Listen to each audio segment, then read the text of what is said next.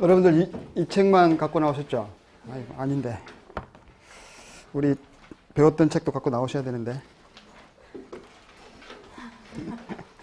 왜냐하면 제가 우리 수업 시간에 제가 말씀드렸잖아요. 우리 책을 배웠던 거를 요약하고 좀 빠르게 좀 요약한 다음에 뒤에 있는 연습 문제 풀면 훨씬 더 수월하거든요. 그리고 여러분들 기억을 상기시킬 수도 있고. 그래서 자꾸 이렇게 누적시켜 그 과정을 우리가 이렇게 거치려고 하거든요. 왜냐하면 우리가 이 수업을 들었지만 다 까먹었잖아, 그죠? 그 까먹은 걸 다시 또 상기해 내고 문제를 풀면 문제가 훨씬 더 이해가 더 빠르고 또 그 문제 자체도 이제 내 것이 되는 거죠, 이제는 비로소. 우리 황 선생이 쓴 이 책은 지금 이 앞에 있는 그 내용들이 요약이 안 돼 있어가지고 문제만 있어가지고요. 문제는 최근 기출 문제를 중심으로 해서 우리 세무사 시험뿐만 아니라 다른 데서 나왔던 우리 재정학 문제까지 이렇게 굉장히 폭넓게 이렇게 아우르고 있단 말이죠. 이 책은. 그래서 그리고 또 우리가 가지고 있는 기본 책에 있는 기출 문제와 많은 부분이 이렇게 중복돼요. 그래서 우리 황 선생 책은 최근에 올해 문제까지 2016년 우리 세무사 시험 문제까지 다 이제 포괄해가지고 했기 때문에 최근 문제 성향을 파악하는 데는 굉장히 도움이 되고요. 그 다음에 우리 이 기본서는 이게 2014년에 나온 거라서 2014년까지의 기출문제는 나와 있는데 그 이후의 거는 지금 아직 안 나와 있거든요. 그래서 우리 기본서 내용하고 여기 있는 문제 풀고 여기 다 수용이 안 되는 문제 우리 황 선생 책에서 다시 또 끄집어내가지고 최근의 문제 성향까지도 우리가 파악할 수 있게끔. 그래서 근년도에 출제되고 있는 한 5년치 있지 않습니까? 이것들을 이렇게 중심으로 여러분들이 수업을 따라오시다 보면 이쪽 내용을 가지고는 이런 스타일로 문제를 만들 수가 있구나 이렇게 우리가 생각할 수가 있거든요. 그리고 제가 수업 시간에도 잠깐 말씀드렸지만 우리 대한민국에 있는 대학교의 경제학과에 이 재정학을 전공하신 교수님들이 그렇게 많으시지는 않습니다. 이게 그러다 보니까 제 혼자만의 이게 사견인데요. 이 출제위원으로 이렇게 위촉되시는 선생님들이 이렇게 뱅뱅 돌아요. 그러니까 저는 죽었다 깨나도 재정학 시험 문제 출제위원으로 들어갈 수가 없습니다. 저는 재정학을 직접 전공한 건 아니거든요. 저는 개인적으로는 거시경제학을 전공했기 때문에 공인회계사 시험에 출제위원으로 와달라 하면은 갈 수는 있을지 모르겠지만 공인회계사는 그냥 일반 경제학이니까 재정학 우리 시험이잖아요. 우리 세무사는. 그러면 이 재정학을 본격적으로 전공하신 선생님들이 들어가시거든요. 근데 숫자가 많지 않으시기 때문에 선생님들께서 그러다 보니까 제 생각으로는 한 3, 4년마다 한 번씩 이렇게 들어갈 수밖에 없는 현실일 거예요. 그러면 또 그분들이 이렇게 독특하게 자기 나름대로의 서체들이 있으시잖아요. 표현하는 방법들. 이런 것들이 약간 중복되거든요. 그러니까 우리가 이 과거의 기출문제를 푸는 의의는 바로 거기 있어요. 그리고 내가 이런 문장을 활용했다 그러면 다음번 낼 때는 살짝 색깔을 조금 바꾸긴 하지만 뭔가 냄새는 풍겨요. 요때 냈던 분하고 뭔가 색깔이 좀 비슷하다 이런 것들.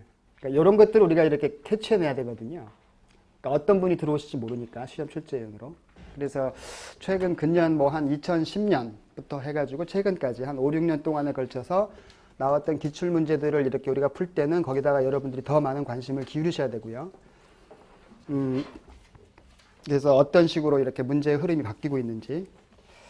다행히도 지금 우리가 갖고 있는 책들은 아주 옛날 2000년대 초반 문제들은 다 이제 버려가지고 재편집을 했단 말이에요. 그러니까 아마 그때 출제하셨던 분들은 이제는 출제위원으로 안 들어가세요. 이제는 좀 연세가 드시면은 그런 잘 안 가시려고 하거든.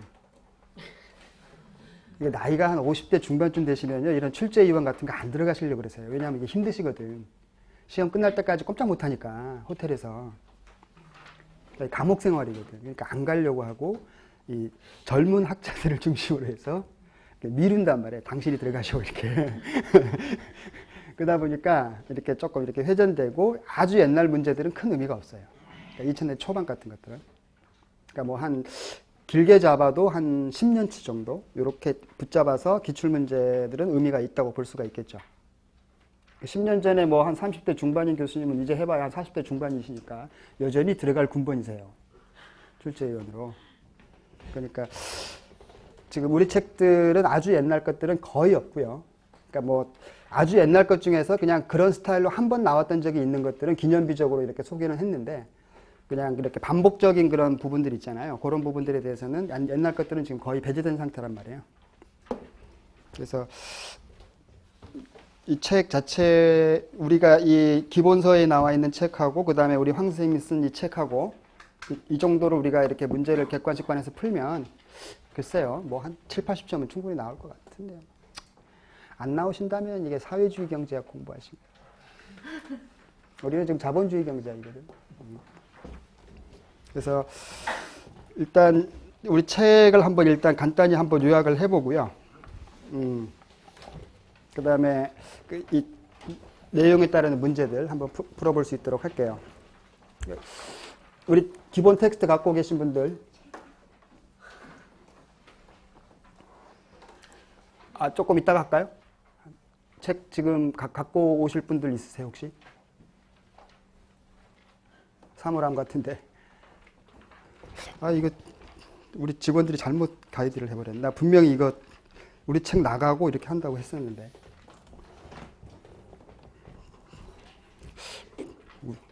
우리 책에 있는 좋은 문제도 많은데. 응? 어떻게 하지? 홍보가 잘못돼 버려가지고. 내용 요약 안 하면 문제 이거 잘 못 푸실 텐데.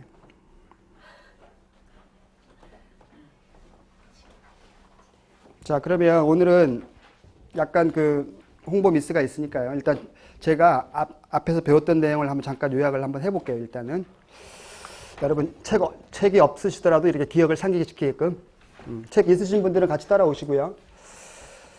자, 실제적인 내용은 우리 책은 제 2장부터죠. 이 경제적 효율성과 시장 실패 해가지고 거기 효율성이라는 개념은 최소 비용으로 최대 효과를 얻는 것을 의미한다 그랬죠. 이 경제학은 항상 어떤 제약하에서 최적화를 시도하는 거란 말이에요. 비용이 주어져 있다면 생산량을 극대화시키는 거, 또 생산량이 주어져 있다면 비용을 최소화시키는 게 이게 경제적 효율성의 의미예요. 어떤 제약하에서 좋은 상태. 이 경제적 효율성을 평가하는 대표적인 척도가 우리가 이미 공부했던 이 파레토 효율성 개념이죠. 그 다음에 이 자본주의 시장경제는 효율성을 추구하지만 그렇다고 공평성을 완전히 포기한 건 아니라는 거죠. 이 사회주의 경제학에서는 공평성을 추구한단 말이에요. 그 대신에 효율성이 무너질 수 있다는 거죠. 이게 서로 상충관계라는 거죠. 그러다 보니까 우리 자본주의 시장경제에서는 1차적으로는 효율성을 추구하면서도 이 공평성까지도 달성해 볼 수 있는 그 방법을 모색하고 있다는 거죠. 그리고 이 공평성 관점을 우리가 파악할 때는 그 사회가 어떤 가치관을 가지고 있느냐에 따라 달라지는 거예요. 그 공평의 개념 자체가. 어떤 것이 과연 공평한가에 대해서는 사람마다 의견이 분분할 수가 있잖아요. 그렇죠? 똑같이 나누는 게 과연 공평하다고 주장하는 사람도 있는가 하면 똑같이 나누면 안 된다고 주장하시는 사람도 있단 말이죠. 그렇죠? 따라서 그 사회가 어떤 가치관에 입각해 있느냐. 그 사회적 가치관을 대변하는 것이 뭐냐? 바로 사회후생함수라는 거죠. 사회후생함수. 그래서 우리 그 사회후생함수에는 크게 세 가지가 있었죠. 왜? 공리주의적 사회후생함수가 있었고, 그 다음에 롤즈가 있었고, 평등주의가 있었고, 이런 얘기들. 그 사회가 어떤 가치관에 입각하느냐에 따라서요. 근데 공리주의 관점이다. 그 공리주의 관점에 입각한 사회다 그러면 그 공리주의 가치관에 따르는 공평성은 또 뭐냐? 평등주의 관점에서의 공평성은 또 뭐냐? 또 롤즈적 관점에서는 공평성이 또 뭐냐? 이렇게 갈리는 거란 말이에요. 일단은 그건 조금 후에 알아보기로 하고요. 일단 제가 아마 이 칠판에다가 써주면 여러분들이 아마 기억하실 거예요. 그 다음에 파레토 효율성 개념으로 한번 들어가 보면 이 파레토 개념에서의 실현 가능한 배분이라는 말이 있죠. 이 실현 가능한 배분이라는 것은 주어진 자원 내에서 배분하는 것을 말한다 그랬죠. 그걸 초과해서는 안 된다. 초과할 수만 있다면 어떻습니까? 자원 배분이. 주어진 그 자원의 양을 초과해서 배분할 수 있다면. 그건 누구한테나 다 좋게 만들 수 있는 거죠. 따라서 그건 우리가 논외지. 그건 뭐 말하나 마나니까. 주어진 자원 내에서 재배분 한다는 측면으로서 우리가 효율성을 살펴보려고 하는 거란 말이에요. 그리고 그게 약간 기술적으로는 실현 가능한 배분의 기술적 의미는 뭡니까? 바로 요 에즈워즈 상자라는 거죠. 이게 소비 과정이든 생산 관점이든 이 as was 상자 내에서의 재배분은 다 실현 가능한 배분을 말하는 거죠. 이렇게. 그 다음에 파레토 개선이라는 말이 있죠.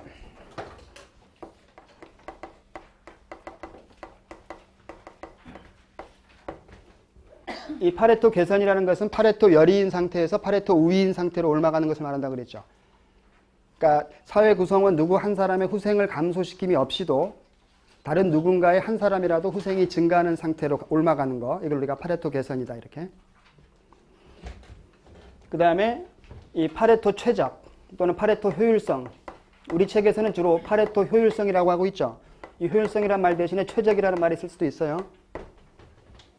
파레토 최적 혹은 파레토 효율성. 요거는 더 이상의 파레토 개선인 배분이 존재하지 않는 상태를 말한다 그랬죠.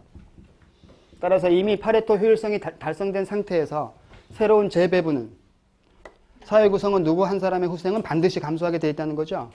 더 이상의 파레토 개선은 나을 수가 없기 때문에. 그렇죠? 그리고 경제 전체적으로는 소비, 생산, 종합적 관점에서의 파레토 효율성이 충족돼야 되겠다는 거죠. 경제 전체적으로는. 자, 그랬을 때 먼저 소비 과정부터 보시면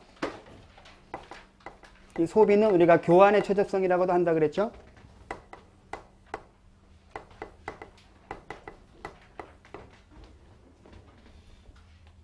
또는 뭐 소비의 효율성, 최적성 다 같은 말입니다. 그랬을 때 두 재화가 존재하고요. X재, Y재. 그 다음에 개인 A, B 두 사람이 존재할 때 두 사람의 한계 대체율이 서로 이렇게 일치하는 배분 상태. 요게 소비의 최적성을 만족시키는 상태라 그랬죠. 그래서 A라는 사람의 원점이 여기 있고 B라는 사람의 원점이 여기 있다고 했을 적에 as was 상자, 여기는 Y재 양, X재 양 이렇게 여기에 이러한 이 계약 곡선이라는 놈이 존재하는 거죠.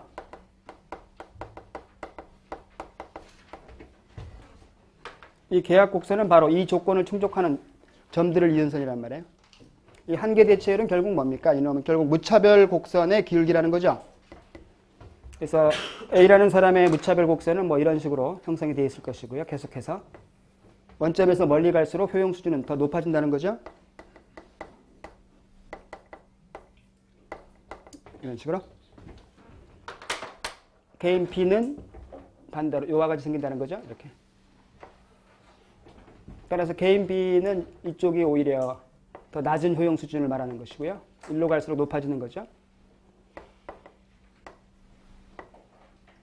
이렇게. 그랬을 때 요 이퀄이라는 것은 두 사람의 한계 대체율이 서로 이렇게 등을 접하는 점. 여기서만큼은 요 한계 대체율이 서로 일치하고 있다는 거죠. 이렇게.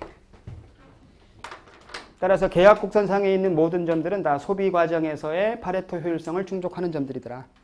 무수히 많죠? 그렇다고 공평성까지는 의미하지 않는다 그랬습니다. 왜냐하면 각각의 원점들, 이 원점들도 이 조건을 충족하고 있다는 거죠. 하지만 공평하진 않죠. 예컨대 A라는 사람의 원점에서는 어떤 의미냐면 B라는 사람이 그 사회 내에 존재하는 모든 재화를 다 소비해버리는 거란 말이에요. 따라서 이 사람은 만족이 굉장히 크겠지만 A라는 사람은 만족이 전혀 존재하지 않겠죠. 따라서 공평하지 않는 거죠. 여기도 같은 의미고요. 그 다음에 똑같은 계약 곡선을 이제 각각의 사람들이 느끼는 효용 수준들이 있다는 거죠. A라는 사람의 효용, B라는 사람의 효용 이렇게 각각의 두 사람의 효용을 축으로 해서 이 계약 곡선을 묘사할 수도 있겠다는 거죠. 이런 식으로 요거를 우리가 뭐라고 부른다고요? 효용 가능 곡선. 이렇게. 그러면 각각의 두 사람의 원점은 어떻게 표시되겠습니까? 요 점은 B라는 사람의 효용이 제일 높은 상태라고 할 수가 있겠죠. A라는 사람의 효용은 전혀 없고. 따라서 오히려 여기가 되겠죠. 그러니까 요 점은 결국 A라는 사람의 요 원점과 대응되겠다는 거죠. 여기는 반대로 B라는 사람의 원점과 대응되는 것이고 이렇게. 그러면 여기 뭐 A점, B점, C점 이런 식으로 계약 곡선상의 점들은 다 효용 가능 곡선상에 있겠다는 거죠. 이런 식으로. 이 C점 같은 경우는 어떻습니까? 이 B라는 사람 이거 잘못됐구나 이거. 순간적인 또 실수를. 오게 티네요. 뭐야, 이거 처음이니까 안 오는 게 뭐예요? 새삼스럽게 무슨 뭐, 얼굴 다 친숙한데 왜들 그러세요? 아니, 썰렁하면 저거 강의 못해. 화기애애하게 해야지. A라는 사람의 효용이 좀 높은 상태이기 때문에 약간 이쪽에 치우쳐 있겠죠. A라는 사람의 효용은 여기니까. 따라서 저 C점은 한 이 정도로 우리가 표현해 본다면 이렇게 B, A 이렇게 대응점. 그 다음에 각각의 요 계약곡선상에 없는 것들은 이 효용 가는 곡선 내에 있겠더라는 거죠. 이렇게. 이런 것들도 우리가 문제를 통해서 다시 한번 그 대응 관계를 우리가 짚어볼 것이고요.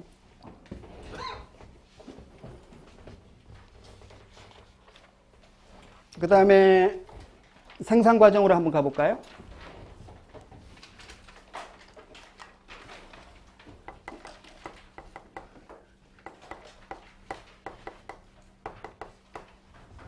이 생산 과정으로 가게 되면은 이제 사회 내에 존재하는, 그러니까 이 생산 과정으로 갔을 때에 여러분들이 기억해야 될 게 이 생산 함수라는 놈이 있었죠.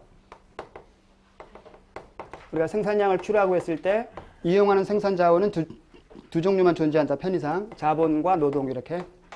그러면 이쪽에다가는 자본의 양, 사회 내에 존재하는, 그다음 이쪽에다가 노동의 양 이렇게. 그다음에 여기는 뭐 x제의 원점, 여기는 y제의 원점 이런 식으로. 그러면 이놈은 이제 무차별 곡선이 아니라 어떻게? 등량 곡선이 되는 거죠. 등량 곡선. 무차별 곡선과 똑같은 놈으로서. 그래서 Q 이렇게 표시하는 거죠. 그러면 이 등량 곡선의 기울기는 뭐예요? 이 사실은 이것도 그냥 한계대체율이라 그랬잖아요. 원래는. 근데 이게 그냥 한계대체율이라고 해버리면은 소비 과정에서의 한계대체율과 헷갈릴 수가 있으니까 이 헷갈림을 방지하기 위해서 편의상 생산 과정을 강조하기 위해서 기술, 테크닉이라는 말을 더 얹어주는 거죠. 따라서 MRTS 이렇게. 그래서 한계 기술 대체율 혹은 기술적 한계대체율이다 이렇게 하는 거죠.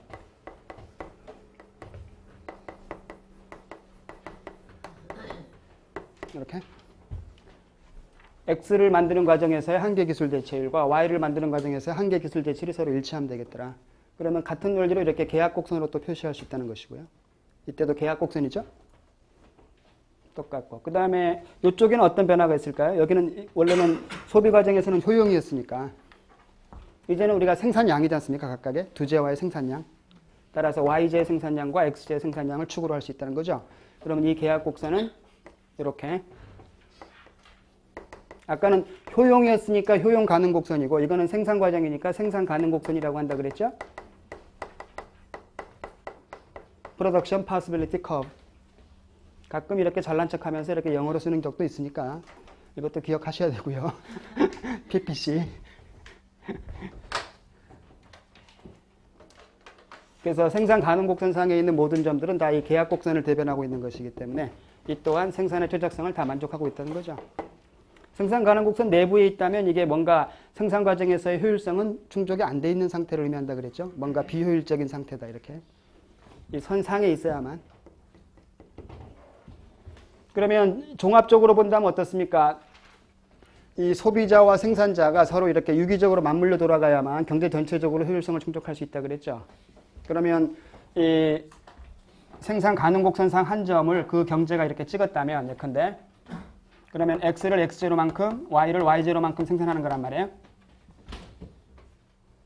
그렇죠? 그러면 그 사회 내에 존재하는 X제와 Y제의 양은 이 정도밖에 없는 거죠. 이걸 가지고 이제 개인들이 자발적 교환을 통해서 이 효율성을 충족하면 되겠다는 거죠.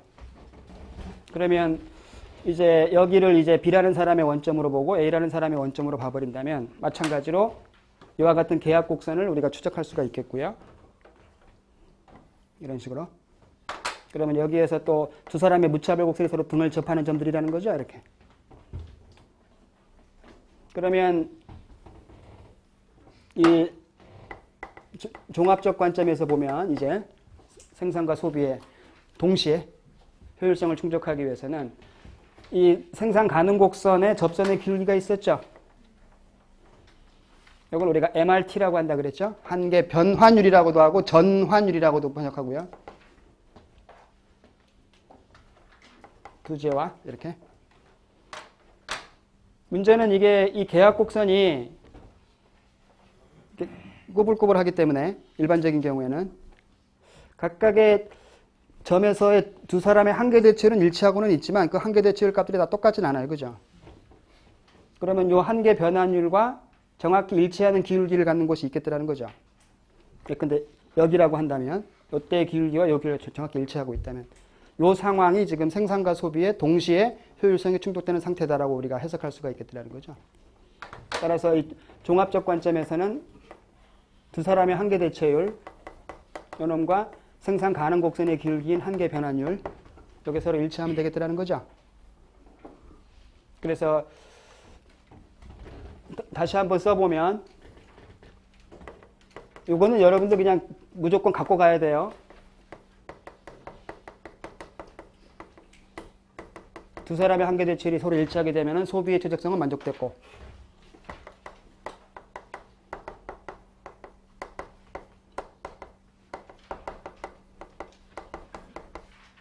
이렇게 생산의 최적성은 요놈이었죠.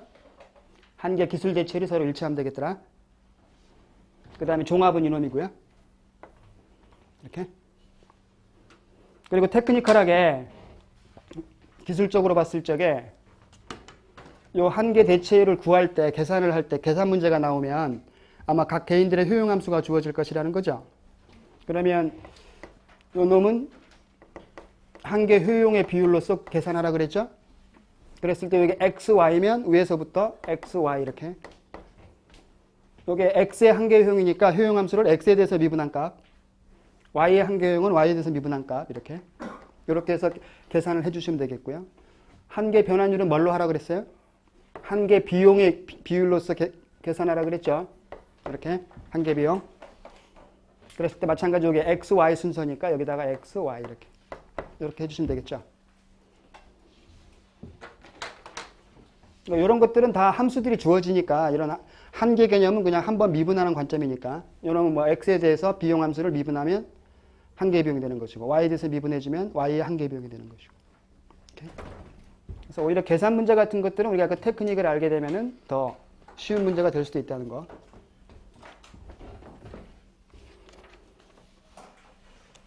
이것도 나중에 우리가 연습을 하겠습니다만은 문제를 풀면서 2016년도에는 이쪽에서는 시험 문제가 나오지 않았습니다. 오히려 2016년도에는. 따라서 안 나왔으니까 우리 시험 볼 때 또 다시 컴백할 수도 있으니까요.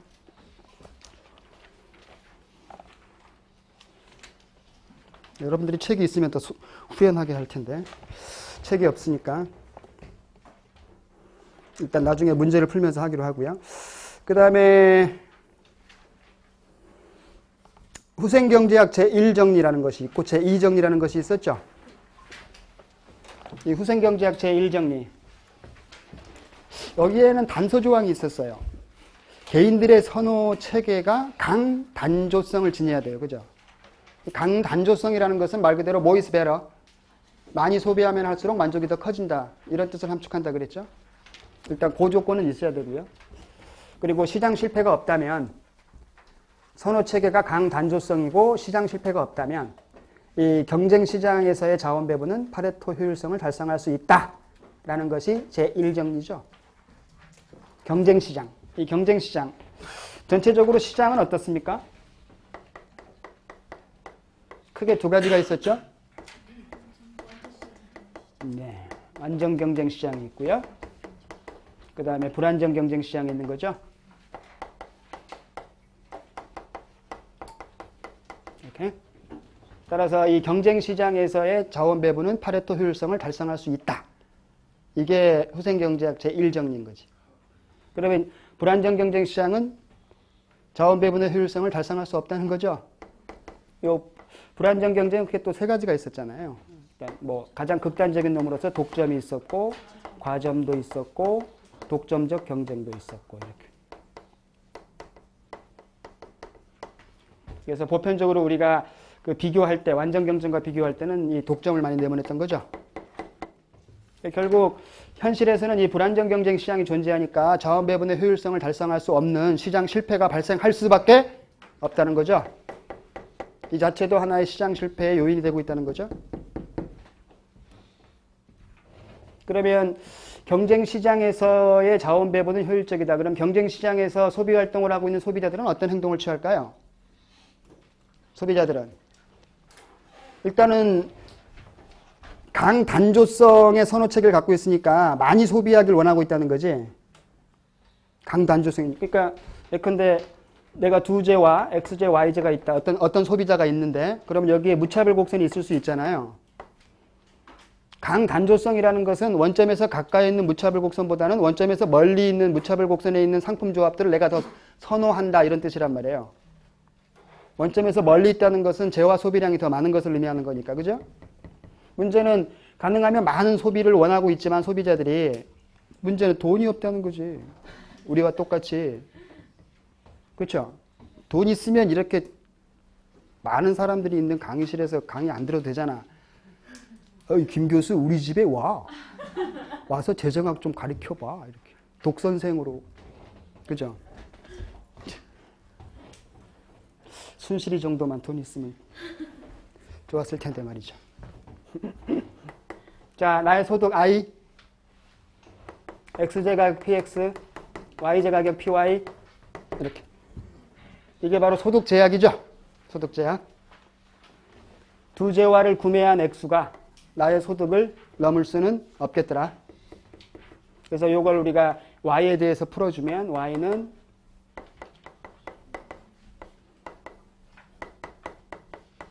이렇게 되는 거죠. 이걸 Y에 대해서 풀었다는 것은 결국 우리가 수학의 관례상 이쪽을 Y축, 이쪽을 X축 이렇게 그랬을 때 이 놈은 Y축 절편값이 되는 것이고요. 이 놈이 바로 기울기죠. 따라서 이렇게 우하향하는 기울기 앞에 마이너스가 있으니까 이쪽 절편값이 PY분의 I 이쪽은 당연히 PX분의 I가 되겠죠. 이 기울기가 바로 PY분의 PX. 이렇게. 따라서 이 소득 제약이 존재해버리면 이 소득 제약 내에서만 소비가 가능하겠다는 거죠. 이 소비자들은. 따라 주어진 소득 제약하에서 이제 효용극대화를 추구한다. 그러면 여기에 무수히 많은 무차별 곡선을 그릴 수 있는 거죠. 이렇게. 여기서 내 욕망 같아서는 이 무차별 곡선을 원하고 있지만 나의 소득을 넘어서는 거라는 거죠. 따라서 주어진 소득 제약하에서 그나마 효용극대화를 달성하기 위해서는 소득 제약선, 이거를 다른 말로 예산선이라고도 한다 그랬죠. 소득 제약선을 예산선. 나의 예산선과 무차별 곡선에 접하는 접점. 여기가 유일무이한 효용극대화점이라는 거죠. 요 점에서의 조건은 뭡니까? 결국 따라서 예산 제약선의 기울기는 바로 요 놈이죠. 무차별 곡선의 접선의 기울기는 한계 대체율이죠. 따라서 요 점에서만큼은 한계 대체율과 예산선의 기울기인 상대 가격이 서로 일치하고 있다는 거죠. 요거는 지금 우리가 다른 말로 뭐라고 해요? 상대 가격 두제와의 가격 비율이니까. 이거는 뭐예요? 이거는 실질소득. 예? 우리가 무수히 많이 공부했던 거. 나중에 우리 조세 부과 효과 할 때 대체 효과와 소득 효과가 나오잖아. 예? 그랬을 때 조세 부과에 따르는 초과 부담 문제가 나오잖아요. 이 초과 부담은 왜 발생한다? 대체 효과 때문이야. 대체 효과. 대체 효과는 결국 상대 가격이 변동하기 때문에 상대적으로 비싼 놈 대신에 싼 놈 쪽으로 소비 패턴을 움직이더라는 거지. 그러다 보니까 이 소비자들의 의사결정을 교란시키고 있다는 거죠. 그러다 보니까 조세 부과에 따르는 초과 부담, 효율성 상실이 존재하는 거지. 이 효율성 상실을 초래하지 않는 유일한 세금이 있었죠. 현실에는 존재하지 않는 놈. 바로 중립세가 있었잖아. 중립세는 소득효과만 존재하는 세금이지. 소득효과는 바로 실질 소득의 변동 효과를 말한다 그랬죠. 그쵸? 이놈이 변동하지 않으면서 예산 제약선이 이동할 수 있는 거는 소득의 변동일 때뿐이란 말이에요. 그죠? 그러면 예산 제약선이 평행으로 이렇게 이동하는 거거든. 하지만 이 상대 가격이 변해버리면 어때요? 이 기울기가 뒤틀리는 거죠. 그래서 한번 눈치를 한번 채보세요. 나중에 우리 어차피 공부할 거니까 그쪽 놈들이 여러분들이 제일 힘들어하는 곳이잖아. 막 조세 부과에 따르는 초과 부담 문제 나올 때가 XJ에 대해서만 조세를 부과해버렸다 그러면 XJ 가격이 상승해버리죠. 어떻게? 1 플러스 T 해가지고. 그쵸? 그러면 상대 가격이 바뀌어버리는 거지. 기울기가 더 가팔라져 버리는 거죠. 이렇게.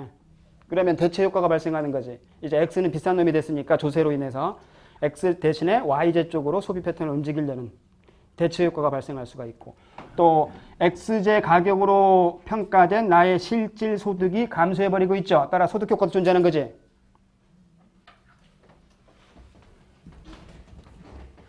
그래서 초과 부담이 발생하는 거죠. 일단 앞에서 나온 것들이 우리가 이거를 실제로 공부할 때는 제가 뒤에 것까지 얘기해 줄 수가 없었잖아. 뒤에 어떤 내용인지 우리 몰랐었으니까. 근데 이제 다시 돌아와 보니까 이제 조금씩 뒤에 거와 어떤 식으로 연계되어 있는지를 우리가 이해할 수가 있는 거죠. 다시 돌아와 보니까. 그죠? 그러면 이제 후생경제학 제1정리의 의미가 이제 뭔지를 이제 우리가 정립을 할 차례가 왔죠. 원래 파레토 효율성 조건은 소비 과정에서는 이놈인데 어떻게 바뀌는 거예요? 이놈 그대로 써주고요. 원래 있던 놈. 모든 소비자들은 어떻게? 이런 점에서 효율국가를 작성하고 있더라는 거죠. 이렇게 되는 거죠. 그렇죠? 그래서 우리가 그 일반 균형 분석 측면에서 조세 부과의 초과 부담을 얘기할 때 X에 대해서만 물품세를 부과했다. 응? X에 대해서만 물품세 부과했다 그러면 1 플러스 T가 돼버리죠. 이렇게. 그러면 여전히 이 상황에서도 소비자들은 효율국가를 추구하죠. 이런 상태에서도. 다시 여기서 무차별 접하는 점을 찾을 테니까. 그렇죠? 하지만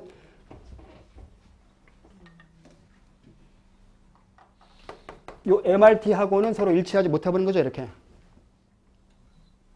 MRT하고는. 왜냐하면 이 MRT는 이 생산 비용의 비율이잖아요. 기업들이 생산 비용이 바뀐 건 아니거든. 조세로 인해서 상품 가격만 변동한 거지. 그렇죠? 따라서 이놈과 일치하지 않고 있기 때문에 초과 부담에 따르는 조세 부과에 따르는 초과 부담이 발생하는 것이다. 효율성 상실이 무너지고 있다. 이렇게 우리가 해석하는 거죠. 거기까지도 계속 연계를 시켜보시면 좋을 것 같고요. 만약에 두 제와 모두에다가 일반 소비세를 부과해버리면 어때요? 그럼 여기도 이렇게 변할 거 아니야. 그러면 소거돼 버리는 거니까 아무런 변화가 없죠. 그러면 효율성 상실은 발생하지 않는 거지. 한 재화에 대해서만 부과했을 때죠. 그렇죠?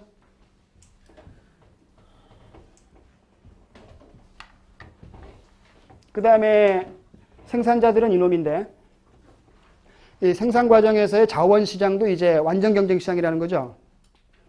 자원시장도 경쟁시장이면 파레토 효율적인 자원 배분을 달성할 수 있다는 건데 생산자들은 비용 제약 하에서 행동할 수밖에 없다는 거죠. 소비자들은 소득 제약이고 그 비용 제약식 이 등 비용선이라는 게 있다 그랬죠.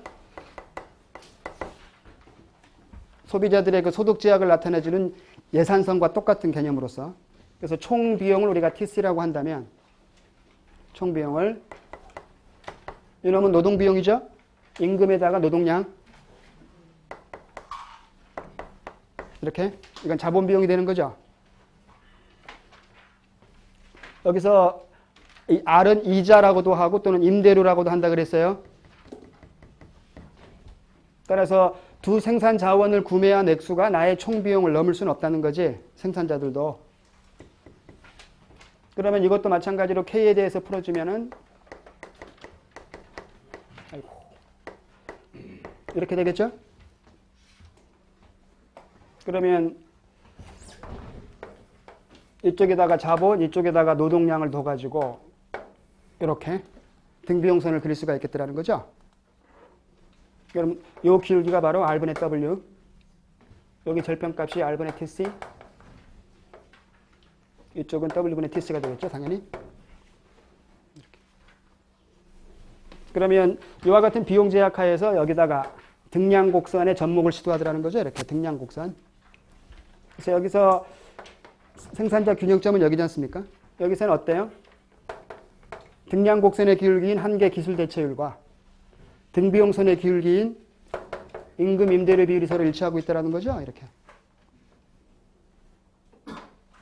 그러니까 요 모양하고 아까 우리 소비 과정에서 요 모양을 한번 해보면 수학적으로는 똑같은 거예요. 그러니까 수학자가 보면은 짜증을 내는 거지. 왜 같은 얘기 두 번 하냐고. 근데 우린 전혀 서럽지 않습니까? 두 번 하는데도. 왜 우리한테는 늘 새로울까? 일신, 일신. 아, 이게 아주 그냥 골치 아프단 말이에요. 같은 건데도. 그러니까 사실은 이렇게 자꾸 모양을 이렇게 연계시켜 보시는 것이 좋아요. 우리가 모든 걸 다 암기할 수는 없잖아. 그래서 이거랑 이렇게 같은 모양이 바로 요 놈이다, 이렇게. 이런 식으로.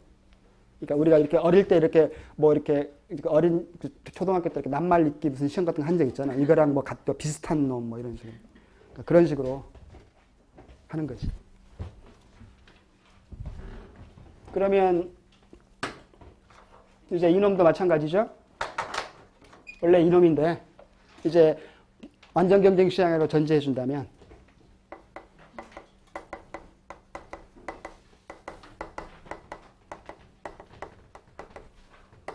요게 이놈하고도 일치하고 있다는 거죠. 이렇게. 이걸 우리가 뭐라고 한다고요? 임금 임대료 비율 또는 요소의 상대 가격. 요소의 상대 가격. 이거는 재화의 상대 가격이잖아요. 두 재화의 상대 가격. 이거는 두 생산 요소의 상대 가격이죠. 그래서 줄여서 요소의 상대 가격 또는 위에서부터 임금 임대료 비율.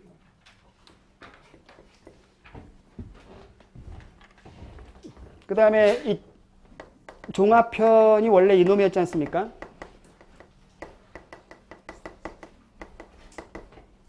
이놈이 종합은 경제 전체적인 파레토 효율성 조건은. 근데 이게 후생경제학 제1정리로 해석한다면 어떻게 되는 거예요? 어차피 MRS 이놈은 P합인데 PX하고 같고 요게 MRT하고도 이퀄이 되고 있단 말이에요. 근데 이 MRT는 한계 비용의 비율로서 얘기할 수 있다는 거죠. 이렇게. 이런 식으로 이렇게 바뀌는 거죠. 그러면 이게 경제 전체적인 경쟁 시장에서의 파레토 효율성 조건이다라고 할 수 있는 거죠. 그래, 이거를 줄여서 얘기할 때는 어떻게 한다고요? P equal MC 이렇게. XJ의 가격과 X의 한계효용이 일치해야 되고 YJ의 가격과 Y의 한계효용이 일치해야 된다. 이거를 우리가 한계 비용 가격 설정이다 이렇게 한다 그랬죠.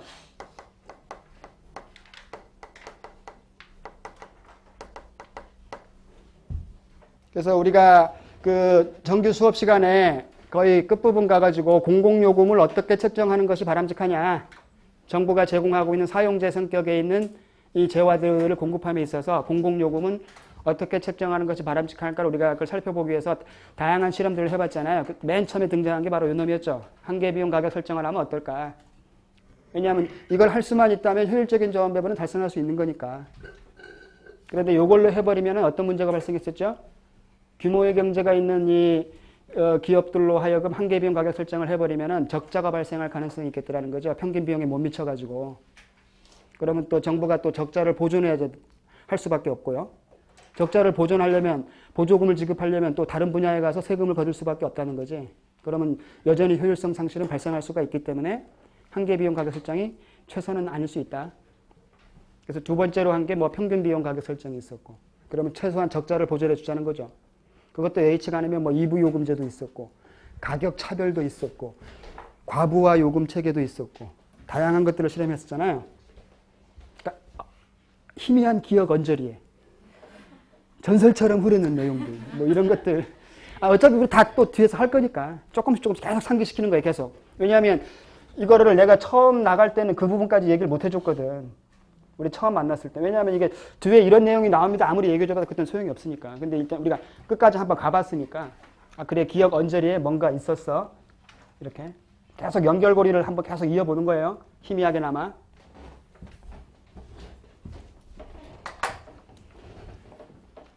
그 다음에 후생경제학 제2정리도 있었죠. 이 정리는 뭡니까? 개인들의 선호체계가 강단조성은 그대로 유지되고요. 1정리와 똑같이. 하나가 더 추가가 돼야 돼. 2정리니까 가정이 하나가 더 있는 거라 2정리니까. 볼록성까지. 그렇죠? 강단족성 및 볼록성이 충족이 된다면 초기의 자원 배분의 적절한 재배분을 통해 왜냐하면 이 파레토 효율적인 배분이 반드시 공평성까지 의미하지 않고 있으니까 공평성까지도 한번 어떻게 해보려고 하는 게 이 정리란 말이에요. 그죠? 따라서 재배분을 통해서 다시 그 시장에 맡겼을 경우에, 시장 가격 체계에 맡겼을 경우에 효율적인 자원 배분을 달성할 수도 있다라는 게 제 2정리죠. 근데 그 재배분을 함에 있어가지고 주의점은 뭡니까? 정부가 이제 어차피 정부가 일정 부분 개입하는 거잖아요. 재배분을 한다는 것은 상대적으로 효용 수준이 높은 사람한테는 조세를 걷고 효용 수준이 낮은 사람한테는 다시 또 보조금을 지급해 줘야 되는 거잖아요. 그래야 약간의 공평성을 추구할 수가 있는 거니까. 그때 그 조세와 보조금은 반드시 일반 조세와 보조금이 아니라 중립적 조세와 중립적 보조금으로 해야 된다는 거죠. 그래야 효율성 상실을 초래하지 않는 거니까. 일반적인 조세들은 항상 효율성 상실이 있었잖아. 현실에 존재하진 않지만 이 중립적 조세와 중립적 보조금, 럼썸 텍스라고 한다 그랬죠? 영어로. 이걸 정액세라고 번역하시는 분도 있다 그랬어요. 중립세를. 그러면 반드시 옆에다가 아마 럼썸 텍스라고 영어로 아마 적어줄 거라는 거죠. 결국 이 후생경제학 제2정리는 이 효율성과 공평성을 서로 분리해서 접근이 가능하다는 것을 암시하는 거죠. 그래서 반드시 뭐 효율성을 위해서 공평성이 희생될 필요까지는 없다. 이거를 강조하고 싶은 거죠. 제2정리에서는. 그 다음에 사회 후생함수가 있고요.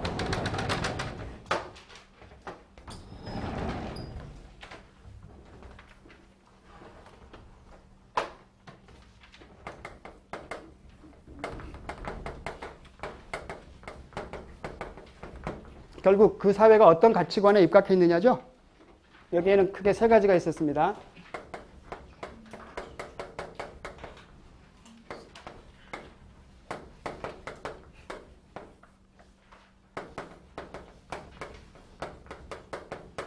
이렇게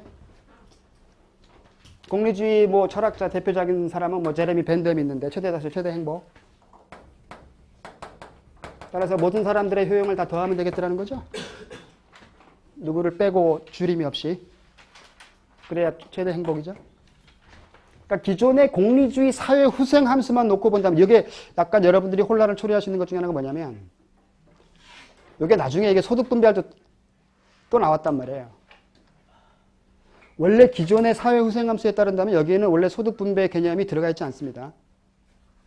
원래는 공리주의 사회 후생 함수 자체로는. 왜냐하면 A라는 사람의 효용이 50이고 B라는 사람의 효용이 50이면 사회 전체의 후생은 100이 될 수 있는데 이 사람이 100을 갖고 있고 이 사람이 하나도 없는 상태에서도 100이지 않습니까? 따라서 여기에는 이 소득 분배의 공평성의 개념은 지금 아직 포함되어 있지 않은 거예요. 그런데 이 공리주의 사회 후생 함수를 가정한 상태에서 나중에 에즈워즈라는 학자가 소득 재분배의 필요성을 피력했단 말이야. 이 함수를 가지고. 나중에 보시면은. 그래가지고 두 사람의 효용 함수가 동일하다는 전제하에서 소득에 따르는 한계 효용이 체감한다는 가정까지 해가지고 두 사람한테 완벽하게 균등하게 배분된 상태가 사회 후생을 극대화시킬 수 있다는 결론에 이르렀었거든. 뒤에 보시면 에즈워즈의 소득 재분배 필요성 한참 뒤에 나와 이게. 그래가지고 그 조건이 두 사람의 한계 효용이 서로 일치하면 된다 이거였단 말이에요. 이게. 근데 그거를 그냥 공리주의다 이렇게 하시는 그 공리주의가 아니고 에즈워즈의 개인적 관점인데 에즈워즈가 공리주의 사회 후생 함수를 가정해서 한 거지. 엄밀한 의미에서는. 따라서 소득 분배가 사회 후생의 결정 요인은 아니에요. 기본적인 이 사회 후생 함수에서는. 그 다음에 롤즈는 뭡니까? 맥시민 원칙이죠. 최소 극대 원칙. 따라서 항상 이렇게 미인자가 있다 그랬죠. 사회 구성원 두 사람 중에서 효용 수준이 낮은 사람의 효용이 사회 후생을 대변하고 있다는 거죠. 따라서 부자와 가난한 사람이 있다고 했을 때 가난한 사람의 후생이 사회 전체의 후생을 결정하고 있다. 이렇게. 여기 중괄호 속에는 모양이 다양하게 나올 수 있다 그랬습니다. 그러니까 뭐 이런 식으로 나올 수도 있는 거지. 이렇게. 이런 식으로. 아니면 이것이 뭐 곱하기꼴로 나올 수도 있는 것이고요. 그러면 이런 사회후생함수가 전제가 되면 계산 문제 할 때는 무조건 어떻게? 균형에서는 두 놈이 무조건 이퀄일 때 이렇게 해서 푸는 거예요. 계산 문제 풀 때는 이때도 마찬가지 이퀄로 해서 풀어버리면 돼요. 오케이? 그 다음에 평등주의. 우리 책에서는 단순한 이렇게 곱하기꼴로 나와 있지 않습니까? 근데 요거는 약간 제가 수업 시간에도 말씀드린 약간 위험하다고 그랬었죠. 여기 어떤 가중치가 있어야 돼 원래는. 그래서 효용 수준이 높은 사람이 있다면 낮은 가중치를 부여하고, 그러니까 B가 효용이 높다면 높은 사람에게는 낮은 가중치, 왜냐하면 평등주의니까 좀 부자한테는 가중치를 낮게 주고 가난한 사람한테는 좀 높게 줘야 될 거 아니야. 그렇죠? 그래야 조금 사회가 좀 평등해지겠죠. 그러니까 순실이한테는 좀 낮은 가중치를 주고 이렇게 우리한테는 좀 높은 가중치를 부여하라는 거죠. 그래서 이 사회 후생함수가 이와 같으니까 이 사회 무차별 곡선을 우리가 얘기해 볼 수가 있겠는데, 공리주의면 우하향하는 직선, 기울기가 마이너스 1이죠 이렇게. 그 다음에 평등주의면 일반적인 놈, 그 다음에 롤즈면 L자형 이렇게.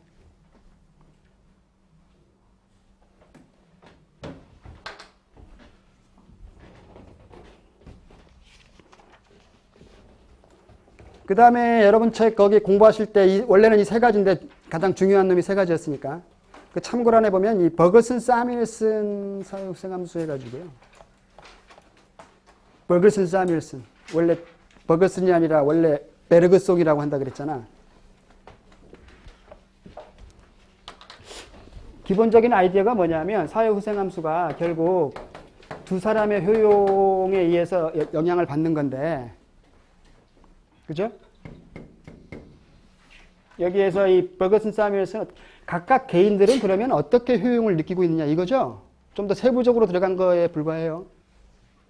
A라는 사람의 효용은 어떻게 달성되고 있을까 그러면? 어떻게 되겠습니까? 이거지 뭐. 여기 자기가 소비하는 두제와 양이 있겠죠 이렇게. 이거에 의해서 자신의 효용 수준이 결정되는 거지. 뭐 B는 당연히 마찬가지로 이렇게 되는 거죠.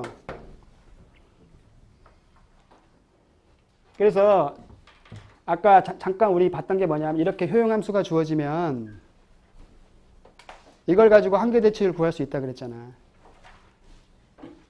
x에 대해서 미분하면 x의 한계형, y에 대해서 미분하면 y의 한계형, 이렇게 효용함수가 주어지는 순간. 근데 뭐 어떤 한 개인의 효용함수가 예컨대 뭐 3x 플러스 4y다 이렇게. 그러면 이 개인의 한계대체는 어떻게 돼요? 자꾸 높아심 생겨버리네. 이거잖아요. 그러면 x에 대해서 미분한 값이잖아. 그럼 얼마? 3. y에 대해서 미분한 값 4. 이렇게.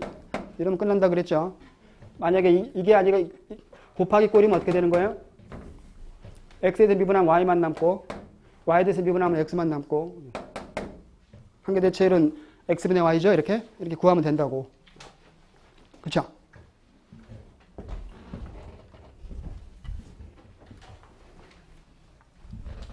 그 다음에 또 여기서 얘기할 게 뭐냐면요.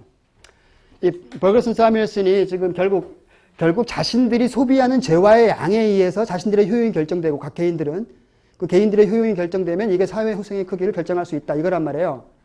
아무것도 아닌데 사실은 여기서 중요한 말 한마디가 있는 거지.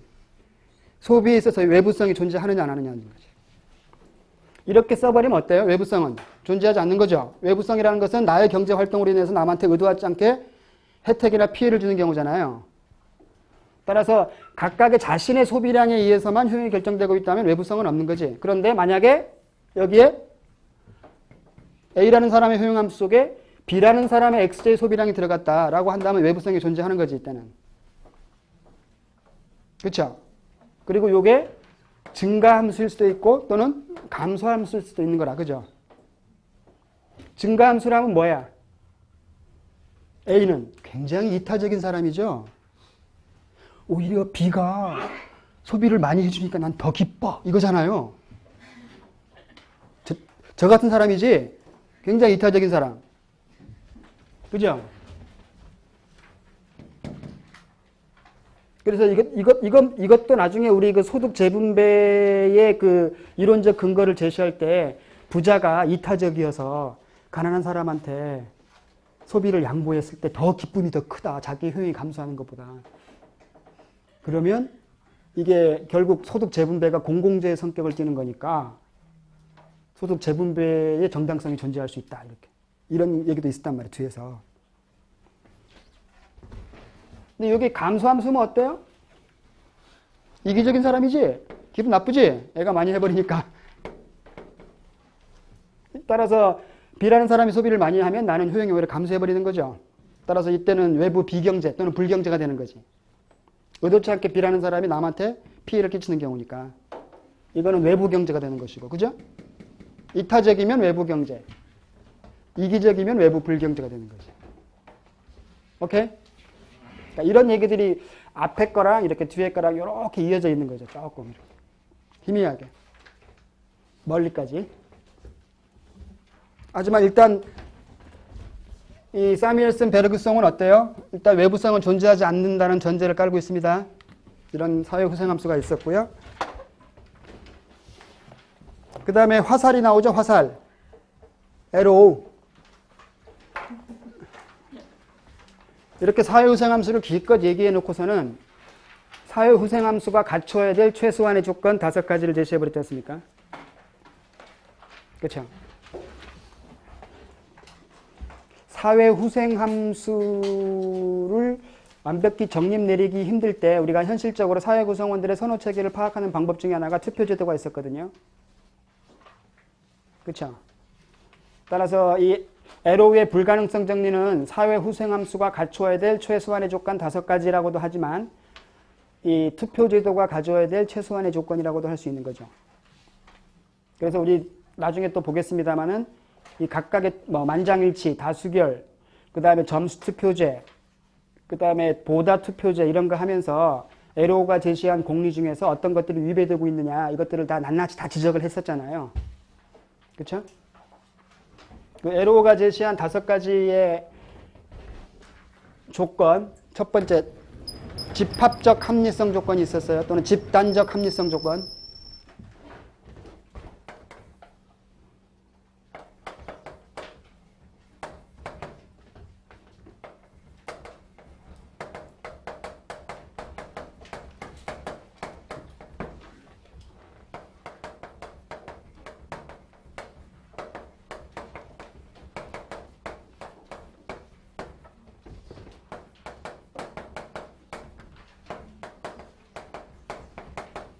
이놈이죠?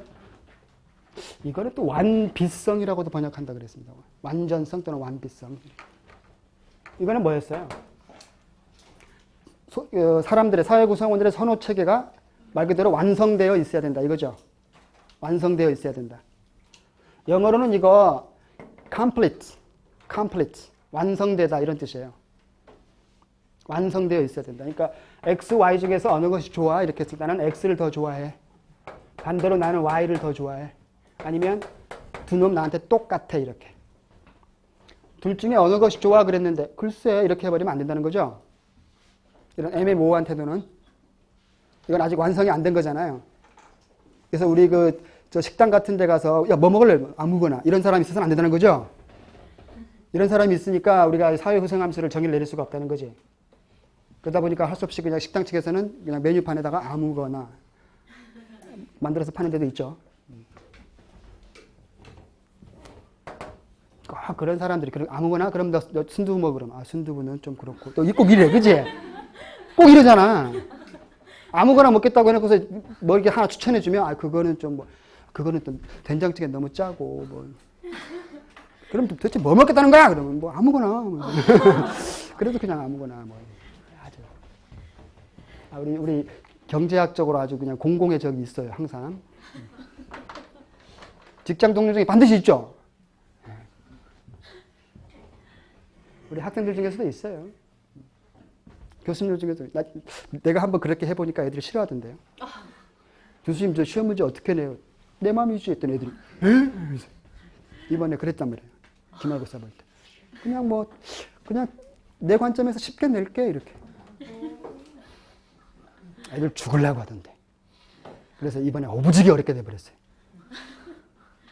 그래가지고 애들 코피 쏟던데. 막 시험 보다가 막 한숨 막. 저의 시험 문제 정보는 완전성에 입에 돼 있었죠. 그 다음에 이행성, 이건 일관된 행태를 말한다 그랬죠. 일관성. 그래서 X, Y 중에서 나는 X를 더 선호하고 Y와 Z 중에는 Y를 더 선호했다면 그러면 당연히 X와 ZY 관계에서는 X를 더 선호해야만 된다는 거죠. 요거 우리 그 다수결 투표할 때 많이 했던 거잖아. 그죠? 다수결 투표의 모순, 역설적 현상을 얘기할 때. 그죠? 요거. 그 다음에 두 번째는 뭐 비제한성이라는 것이 있었고요. 그러니까 이 사회 구성원들의 선호 체계를 특정 선호로 국한해서는 안 된다는 거죠. 반드시 이런 선호를 가져야 된다 이런 식으로 제약해서는 안 된다라는 조건이죠. 그래서 우리 그 다수결 투표의 모순이 발생하지 않기 위해서는 결국 다수결 투표는 이런 이행성이 무너지는 거였잖아요. 개인적 선호는 이행성을 충족하더라도 사회 전체의 이행성이 무너지는 현상이었잖아. 다수결 투표의 그 모순이. 그래서 계속 결정이 안 되고 뱅글뱅글 돌아버린다 해서 이 투표의 순환 현상이다라고도 한다 그랬잖아요. 그죠? 그런데 그것을 막을 수 있는 방법이 하나 있었죠. 다수결 투표에 따르는 그 모순 현상을 막을 수 있는 한 가지 방법.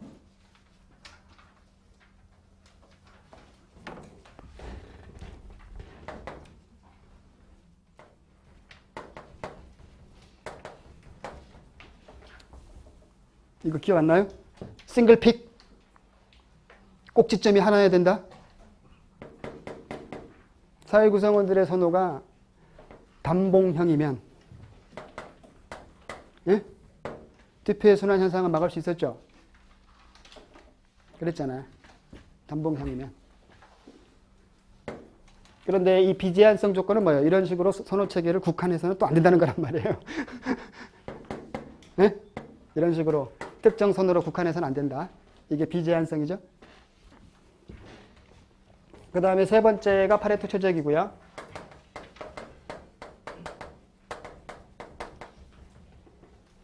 그 다음에 네 번째가 중요하다고 그랬죠. LO의 불가능성 정리에 있어서는.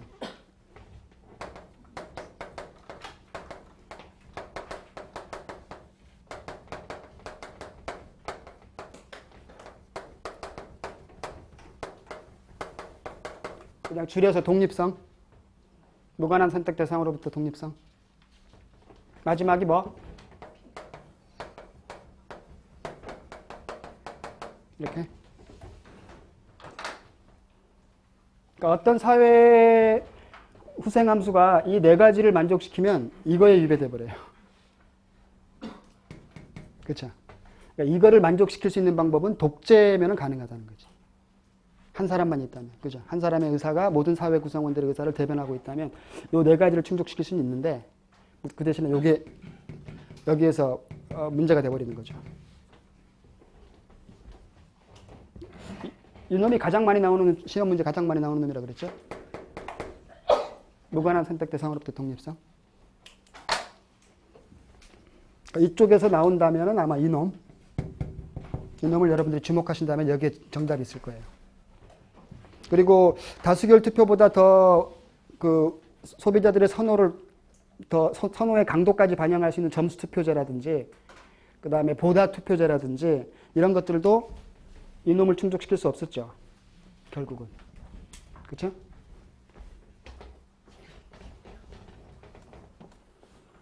그 다음에 효용 가능 경계라는 것이 있고요.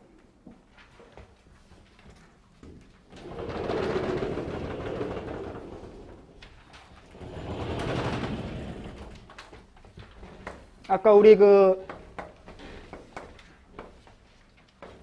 생산 가능 곡선이 이렇게 있지 않습니까? 그 사회가 가지고 있는 생산 가능 곡선. 여기에 그 사회는 이 생산 가능 곡선상 어디에선가 생산점을 선택할 수가 있죠. 그러면 효율적인 자원 배분을 충족할 수가 있지 않습니까? 생산 과정에서는. 그러면 그 사회가 지금 x의 부존량 x0, y의 부존량 y0에서 이제 자발적 교환을 통해서 또 효율성을 충족할 수가 있겠다라는 거죠, 소비 과정이. 그러면 여기 이렇게 계약 곡선이 존재할 수 있고요. 그 다음에 또 이런 점을 찍었다면 또 이제 그 사회 내에는 x가 x원만큼 y가 y원만큼 존재할 수가 있겠다라는 거죠. 그럼 여기에 또 마찬가지 자발적 교환을 통해 가지고 효율성을 달성할 수가 있는 거죠. 이렇게 무수히만에 도출할 수가 있지 않습니까? 그러면 이 각각의 이 계약 곡선마다의 효용 가능 곡선이 존재할 수 있다는 거죠.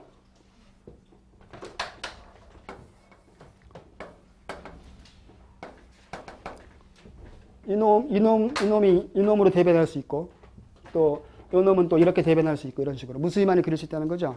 그랬을 때 무수히만이 그릴 수는 있지만 경제 전체적인 이 종합적인 관점에서 파레토 효율성은 뭐였어요? 한계 변환율과 한계 대출이 서로 일치하는 점들이 있다는 거죠. 그랬을 때 만약에 요놈과 요놈의 기울기가 서로 일치하고 있다면 요 점에서 두 사람의 효용 수준이 있을 거 아니에요. 그때가 예컨대 요 점이었다면 여기가 경제 전체적인 효율성을 충족하는 점들이 되겠죠. 이 상황에서는. 그럼 또 이 상황에도 있겠죠. 이렇게 요 기울기와 일치하는 놈. 그러니까 이런 점들만을 또 이렇게 추적해서 이어볼 수가 있겠다라는 거죠. 이렇게. 이런 식으로. 요걸 우리가 효용 가능 경계다 이렇게 하는 거죠.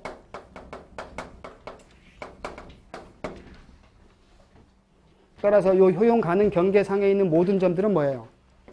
경제 전체적인 파레토 효율성이 충족이 되는 점들이라는 거죠. 따라서 경제 전체적으로 파레토 효율성이 달성되었고 이 상황에서 그 사회가 이제 또 어떤 가치관에 입각해 있느냐에 따라서 사회 후생 함수가 정의가 되어질 수가 있지 않습니까? 평등주의일 수도 있고 공리주의일 수도 있고 롤주의일 수도 있고. 만약에 그 사회의 가치관이 롤주의적 관점이 더 강하다. 그러면 사회 무차별 곡선은 이렇게 L자형으로 그릴 수 있다는 거죠. 그러면 효용 가능 경계와 사회 무차별 곡선이 만나는 점에서 사회 후생의 극대화가 달성될 수가 있겠다는 거죠. 이런 점들은 안 되는 거죠. 극대화가. 이런 점들은. 응? 여기도 효율성은 충족되었지만 사회 후생의 극대화는 아니지. 이놈보다는 이놈이 더 후생이 더 높지 않습니까? 이렇게. 그 다음에 뭐 평등주의다 그러면 일반적인 무차별 곡선 그리면 되는 것이고요. 그 다음에 공리주의다 그러면 우하향하는 직선. 무차별 곡선 그려가지고 접점을 찾으면 되는 것이고.